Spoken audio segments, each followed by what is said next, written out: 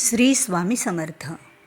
बुधवार संकष्ट चतुर्थी ज्या वेळेला येते त्यावेळेला ही संकष्ट चतुर्थी अत्यंत शुभ आणि महत्त्वाची मानली जाते. कारण या दिवशी गणपती बाप्पाला ही जर एक वस्तू आपण त्यांच्या मंदिरात जाऊन अर्पण केली तर बाप्पा आपल्याला मागाल ते देतात.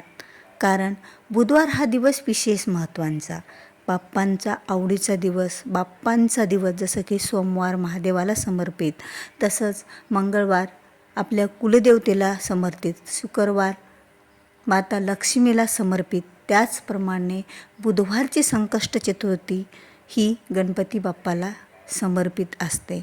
मग या दिवशी आपल्याला गणपती मंदिरात जाऊन ही एक वस्तू अर्पण करायची आहे. बघा, ही वस्तू गणपती बाप्पाला अत्यंत अशी प्रिय वस्तू आहे. आता गणपती बाप्पाला बऱ्याच वस्तू आपण अर्पण करत असतो आणि गणपती बाप्पाला सुद्धा ह्या वस्तू अतिशय आवडत असतात.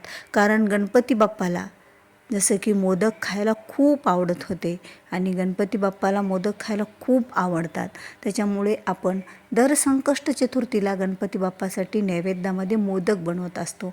पण मोदका एवढीच ही एक प्रिय वस्तू आहे जी गणपती बाप्पाच्या नैवेद्यामध्ये खूप अशी आवडत असते. आणि या दिवशी तर खरंच आपण एक वेळा का होईना गणपती बाप्पाच्या मंदिरात जायला पाहिजे आणि जी दुर्वा असतात ती 21 दुर्वा गणपतीला समर्पित केल्या पाहिजे. आणि गणपती बाप्पाला आवडणारं फूल म्हणजे जास्वंदाचं फूल एक का होईना गणपती बाप्पाला या दिवशी आपल्या मुलांकडून तुम्ही अर्पण करून घ्या. यामुळे काय होत असतं, आपल्या मुलांच्या बुद्धीत वाढ होते, अभ्यासात प्रगती वाढ होते. कारण गणपती बाप्पा हे बुद्धीची देवता, गणपती बाप्पा ही संकष्ट निवारण करणारे देवता. म्हणून तर गणपती बाप्पा आपल्यामध्ये काही ग्रहदोष असतील, काही ग्रहाने आपल्याला ग्रासलेला असेल तर यामुळे आपले कामे होत नसतील, आपल्या इच्छा पूर्ण होत नसतील तर संकष्ट चतुर्थी ही अत्यंत महत्त्वाचा दिवस असतो की जे काही आपल्या कामामध्ये अडथळे संकटे येतात त्याचं निवारण करण्यासाठी ही संकष्ट चतुर्थी असते. बऱ्याच महिलांना, पुरुषांना ही चतुर्थी ते पकडतात, या चतुर्थीचा उपवास ते धरतात आणि गणपती बाप्पाला हा उपवास समर्पित करत असतात. बऱ्याच घरी गणपती बाप्पाची घरीसुद्धा संकष्ट चतुर्थीच्या दिवशी पूजा केली जाते. यामुळे आपण बऱ्याच वेळा मंदिरात जायचं टाळतो. पण आपण जर एक वेळा, महिन्यातून एक वेळा म्हणजे संकष्ट चतुर्थीच्या दिवशी गणपती बाप्पाच्या मंदिरात गेलो तर खरंच गणपती बाप्पा हे आपल्यावर खूप प्रसन्न राहत असतात. कारण बघा, कुठल्याही मंदिरात एक खूप अशी ऊर्जा असते आणि ती ऊर्जा तिथे गेल्याच्या नंतर आपल्यासोबतसुद्धा येत असते. आणि तिथे केलेली प्रार्थना, तिथे केलेली सेवा, तिथे केलेली भक्ती, तिथे लावलेली श्रद्धा ही आपल्या जीवनातील अडथळे दूर करत असते. म्हणून तर गणपती बाप्पाच्या एक का होईना मंत्र आपण मंदिरात बसून म्हणायला हवा, एक का होईना जप आपल्याला तिथे जाऊन करायला हवा. आणि कधीही गणपती बाप्पाची पूजा करताना ओम गण गणपते नमः असं म्हणत पूजा केली तर गणपती बाप्पा लवकरच आपल्यावर प्रसन्न होत असतात. आता अशी एक वस्तू आहे जी गणपती बाप्पाला प्रिय आहे. ती वस्तू म्हणजे गणपती बाप्पाला गूळ आणि खोबरं. आता गूळ आणि खोबरं अशा पद्धतीत घेऊन जा की त्याचं गणपती बाप्पाला आपल्याला प्रसाद म्हणून अर्पण करायचं आहे. आता खोबरं म्हणजे जे सुकलेलं नारळ असतं ते सर्वांनाच जवळपास माहीत आहे. आणि आपला गूळ आणि खोबरं हे दोन्ही वस्तू आपल्याला मंदिरात घेऊन जायच्या आहेत. पण खोबऱ्याची अशी वाटी घ्यायची आणि त्यामध्ये गूळ टाकायचा असतो आणि गूळ ठेवून ती वाटी घेऊन मंदिरात जायचं.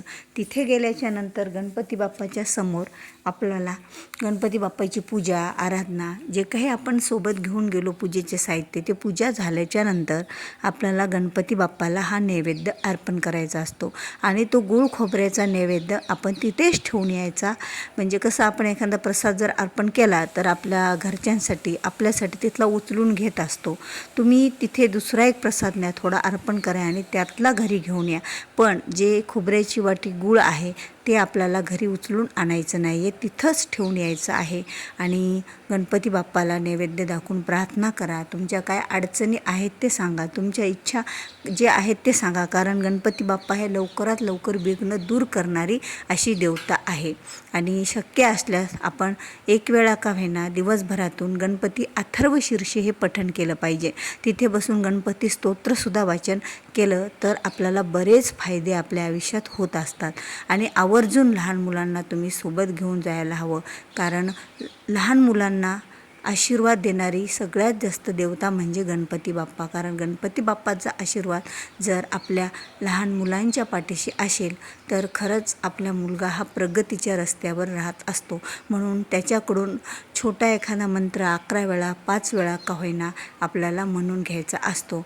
मग तो गूळ खोबऱ्याचा नैवेद्य ठेवला, एखादा मंत्र म्हटलं, स्तोत्र म्हटलं, हे सर्व झाल्याच्या नंतर त्यांना प्रार्थना केली, नंतर आपण आपल्या घरी निघून यायचं.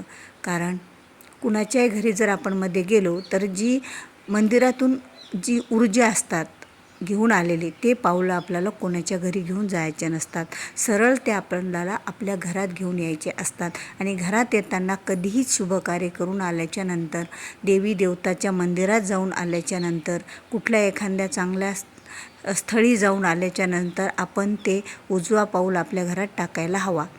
आणि यामुळे खरंच गणपती बाप्पा हे आपल्यावर खूप प्रसन्न राहतील. आणि ही उद्या ही नवीन वर्षातील म्हणजे जसं की चैत्र महिन्यापासून गुढीपाडव्यापासून नवीन वर्ष लागलं, नवीन वर्षातील पहिली संकष्टी चतुर्थी. मग तुम्ही अशी 12ही महिन्याच्या संकष्ट चतुर्थीला 12ही महिने तुम्ही गुळ आणि खोबरं गणपती बाप्पाला अर्पण करा पूर्ण एक वर्षभर. तर खरंच बाप्पा मागाल ते आपल्याला देतील.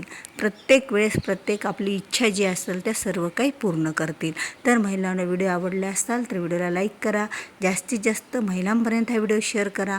आणि तुम्ही जर माझ्या चॅनलवर नवीन असाल तर चॅनलला सबस्क्राईब करायला विसरू नका. भेटूया पुन्हा अशाच एका